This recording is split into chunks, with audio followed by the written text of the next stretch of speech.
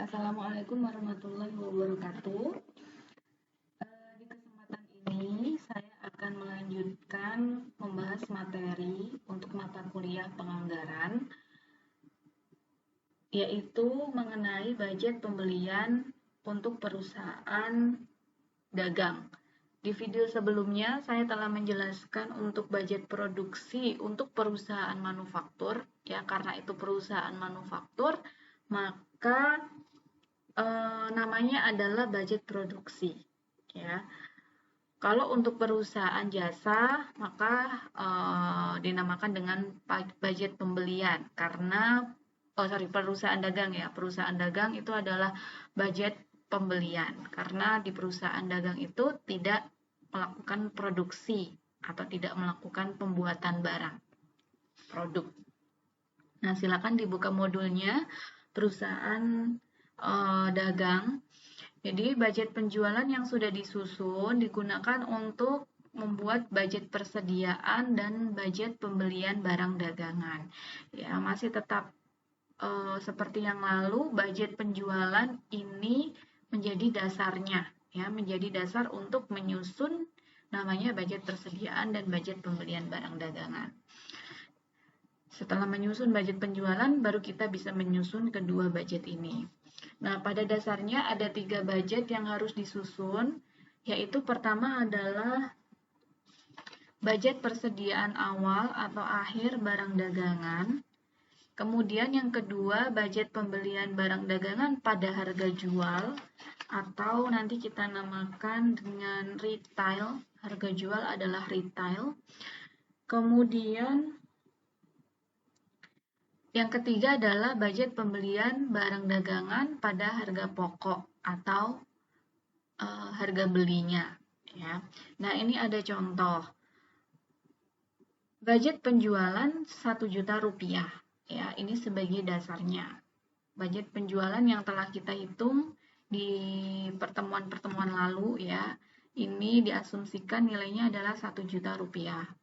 Kemudian budget persediaan akhir, ya, yang ingin disisakan gitu, ya, persediaannya yang disisakan di akhir periode, di akhir tahun misalnya adalah Rp150.000. Sehingga kebutuhan barang dagangan kita berarti ditambahkan budget penjualan ditambah dengan persediaan akhir. Setelah itu, kalau sudah ketemu angkanya, kita kurangkan dengan persediaan yang telah kita miliki di awal periode. Ya, kita memiliki persediaan atau produk berapa gitu, ya, di awal periode, itu akan mengurangi kebutuhan yang sudah kita tetapkan tadi, ya. Misalnya 250.000. Sehingga budget pembelian barang dagangan adalah 900.000, ya. Seperti itu. Kemudian, perusahaan ini membeli barang dagangan dengan ukuran harga belinya atau harga pokoknya. Padahal, budget pembelian dalam contoh di atas ini diperoleh dari penjabaran budget penjualan yang perhitungannya ini menggunakan dasar harga jual, ya, atau retail. Oleh karena itu, budget pembelian berdasarkan harga jual ini, ya, harga jual ini 900.000, ini harus dikonversi atau diubah, ya, ke dalam budget pembelian berdasarkan harga beli atau harga pokok atau at cost. Ya. Nah, ini di bawahnya ada tahap penyusunan budget pembelian. Pertama, setelah budget penjualan itu telah kita susun, ya, budget penjualan sudah kita susun, kemudian kita harus menentukan budget persediaan akhirnya terlebih dahulu. Sehingga kita dapat memperoleh seluruh kebutuhan barang dagangan, ya, dari budget penjualan ditambah dengan budget persediaan akhir. Langkah berikutnya di nomor 2, ini kita harus menentukan budget persediaan awal dengan metode stock sales ratio. Ya, stock sales ratio itu rasio untuk mengukur rata-rata dari persediaan diputar dalam satu periode. Jadi rasio ini gunanya apa? Gunanya untuk mengukur berapa kali perusahaan itu menjual total persediaan rata-rata sepanjang tahun. Ya, nanti ada dua jenis untuk sales rasionya. Pertama adalah yang namanya stock sales ratio at retail. Ya, berarti itu berdasarkan harga jual. Kemudian jenis yang kedua adalah metode stock sales ratio at cost. Berarti itu metodenya menggunakan harga beli. Ya, nanti kita akan pelajari setelahnya ini. Kemudian langkah ketiga, menyusun budget pembelian barang dagangan masih berdasarkan harga jual dengan memperhitungkan faktor reduksi.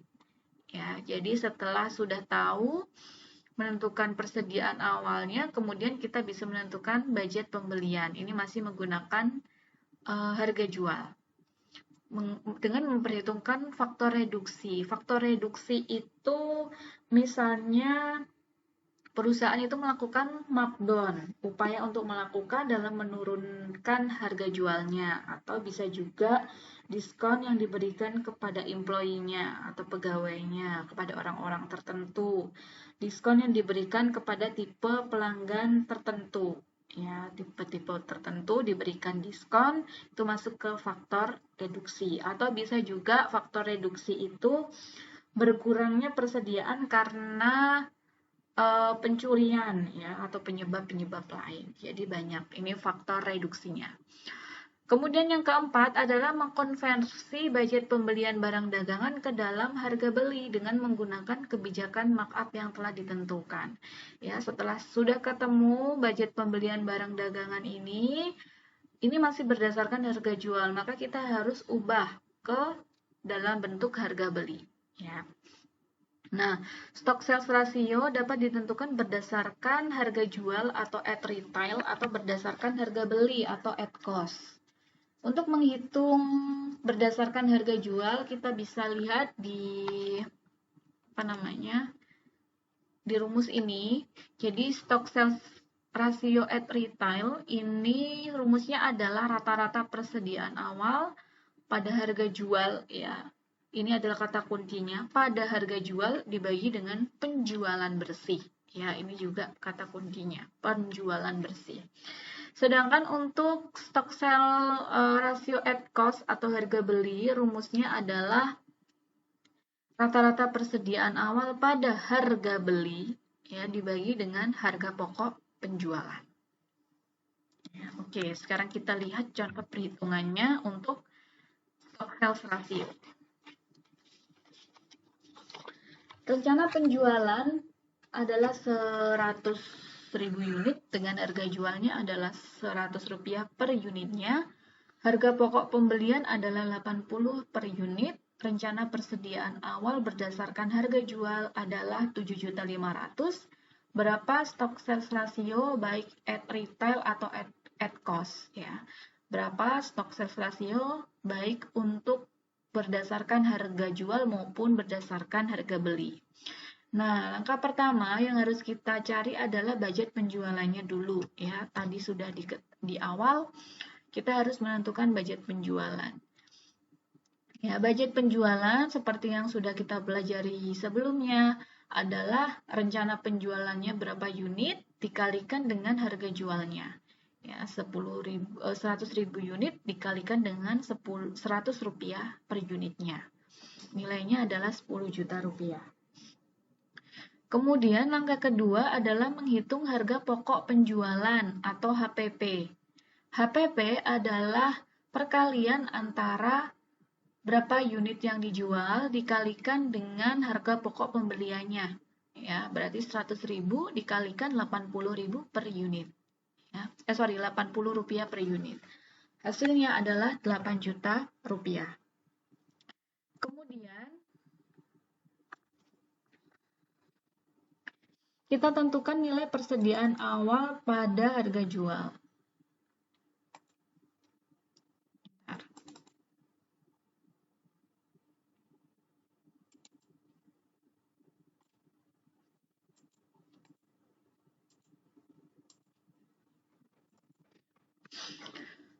Nilai persediaan pada harga jual ini sudah ada di di soal, yaitu 7.500.000. Tinggal kita tuliskan di sini 7.500.000, kemudian 7.500.000 ini kita gunakan untuk menghitung nilai persediaan awal pada harga beli. Ya, ini pada harga beli. Sorry.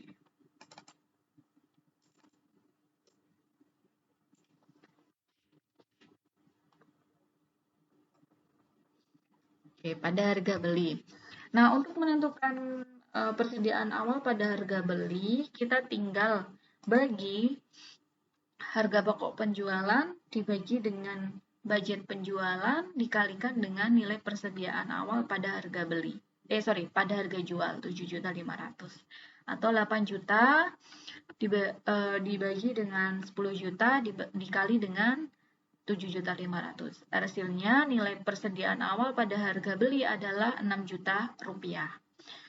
Kalau sudah ketemu ini nilai persediaan awal dan nilai persediaan awal pada harga jual dan harga beli, maka kita bisa tentukan untuk rasionya, baik itu untuk retail maupun at cost. Kita tinggal masukkan ke dalam rumus. Tadi untuk yang retail adalah rata-rata persediaan awal pada harga jual dibagi dengan penjualan bersih. Ya, tinggal kita masukkan nilai persediaan awal pada harga jual 7.500.000 dibagi dengan penjualannya. Ya, budget penjualannya 10 juta. Hasilnya adalah 0,75 atau 75%. Begitu juga untuk rasio stock sales pada harga beli.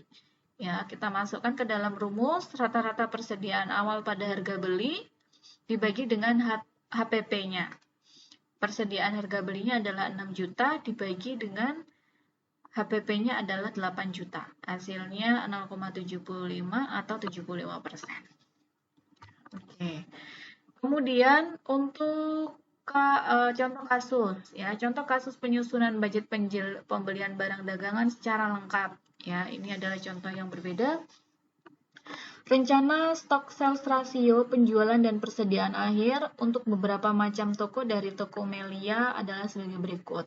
Ya, ada jenis barangnya, sabun mandi, bedak bayi, rokok, buku tulis, dan kain batik. Kemudian ada rasionya, at retail, stock sales rasio at retail, masing-masing jenis barang. Kemudian ada informasi terkait budget penjualan untuk kelima jenis barang beserta rencana persediaan akhir.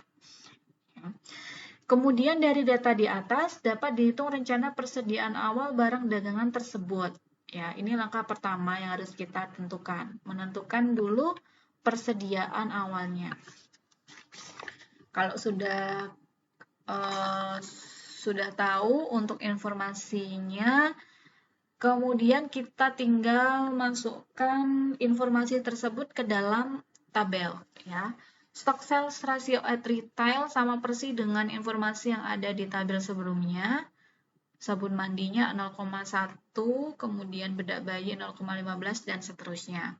Kemudian budget penjualan ditulis ulang, ya, 3 juta untuk sabun mandi, 2.500.000 untuk bedak bayi dan seterusnya. Kemudian dijumlah. Kemudian rencana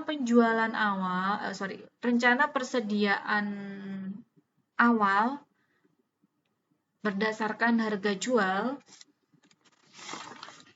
ini kita tentukan dari mengalihkan stock sales rasio at retail dikali dengan budget penjualan. Misalnya untuk sabun mandi 0,1 dikalikan dengan 3 juta rupiah. Bedak bayi 0,15 dikalikan 2.500.000 dan seterusnya. Kemudian jangan lupa untuk dijumlahkan.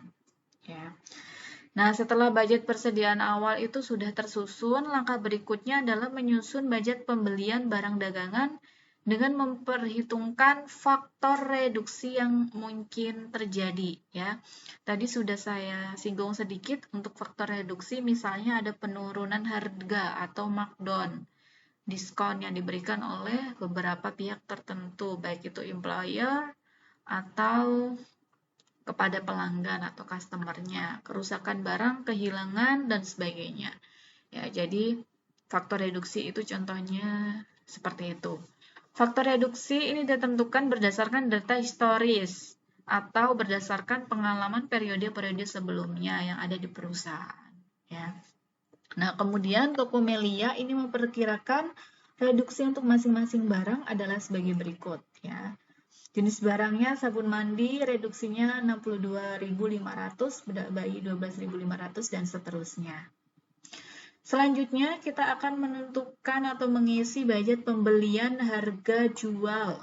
Ya, berdasarkan harga jual. Berarti ini adalah berdasarkan retail ya. Berdasarkan retail atau harga jual. Barangnya SBN MND, sabun mandi. Ya, ini disingkat bedak BY, bedak bayi, rokok, buku tulis, kain batik. Penjualannya kita tulis ulang sesuai dengan informasi yang ada di soalnya. Penjualannya 3 juta, 2.500.000, dan seterusnya kita tuliskan di kolom pertama ini. Kolom 1 untuk penjualan. Kemudian informasi mengenai faktor reduksi ini juga harus kita tulis ulang di sini. Di kolom kedua ini sudah ada informasinya, tinggal kita tulis ulang dan jangan lupa untuk dijumlahkan. Kemudian persediaan akhir ini yang ada di informasi di soal ini juga kita tuliskan lagi di kolom ketiga. 500.000, 100.000, 200.000, dan seterusnya. Jumlahnya jangan lupa untuk jumlahnya jangan lupa untuk dituliskan. Kemudian persediaan awal di kolom keempat ini kita tuliskan berdasarkan apa yang telah kita hitung tadi ya. Persediaan awalnya ini dari stock sales ratio at retail dikalikan dengan budget penjualannya ya. Kita tuliskan ulang di kolom keempat. Kemudian dijumlahkan. Nah, untuk menentukan budget pembelian berdasarkan harga jual, maka kita bisa hitung dari penjualan ditambah dengan reduksi, ditambah dengan persediaan akhir, kemudian dikurangi dengan persediaan awal ya untuk masing-masing produk. Kemudian jumlahnya. Nah, ini masih berdasarkan harga jual atau berdasarkan retail. Budget pembelian barang dagangan tersebut adalah berdasarkan harga jualnya. Oleh karena itu kita harus mengkonversi atau mengubahnya ya ke dalam harga beli atau harga pokok. Nah, ini diketahui bahwa rencana inisial markup sales price adalah sebagai berikut. Sabun mandi 30% atau 0,3. Bedak bayi 20% atau 0,2 dan seterusnya. Ini adalah informasi terkait rencana markup-nya ya, markup inisialnya, markup awalnya untuk harga penjualannya. Nah, untuk menyusun budget pembelian berdasarkan harga beli ya, kalau ini harga jual, ini harga beli, maka kita harus menyusunnya dengan menggunakan tabel yang ada di bawah ini. Kita tuliskan jenis barangnya apa saja. Kemudian budget pembelian harga jual, ini dari mana Bu? Ini dari yang sudah kita hitung tadi ya, berdasarkan harga jualnya yang kolom terakhir. Dituliskan ulang di sini jumlahnya. Kemudian di kolom selanjutnya adalah rencana markup. Ini dituliskannya berdasarkan dengan informasi rencana initial markup yang akan dilakukan. Ya, 0,3, 0,2 untuk masing-masing produk, dituliskan semua. Kemudian cost multiplier, ini rumusnya adalah 1 dikurangi markup, berarti 1 dikurangi 0,3 untuk sabun mandi, 1 dikurangi 0,2 untuk bedak bayi, dan seterusnya. Ya. 1 dikurangi rencana markup-nya. Ya. Kemudian budget pembelian pada harga beli ini rumusnya adalah budget pembelian pada harga jual dikalikan dengan cost multiplier. Ya, dikalikan dengan ini. Misalnya untuk sabun mandi berarti budget pembelian pada harga jualnya 3.262.500 dikalikan dengan cost multiplier-nya 0,7. Hasilnya adalah 2.283.750 dan seterusnya. Kemudian jangan lupa untuk dijumlahkan. Oke, itu adalah penjelasan terkait dengan budget pembelian pada perusahaan dagang. Ya, mungkin cukup itu yang bisa saya sampaikan. Kurang lebihnya saya mohon maaf. Saya akhiri. Wassalamualaikum warahmatullahi wabarakatuh.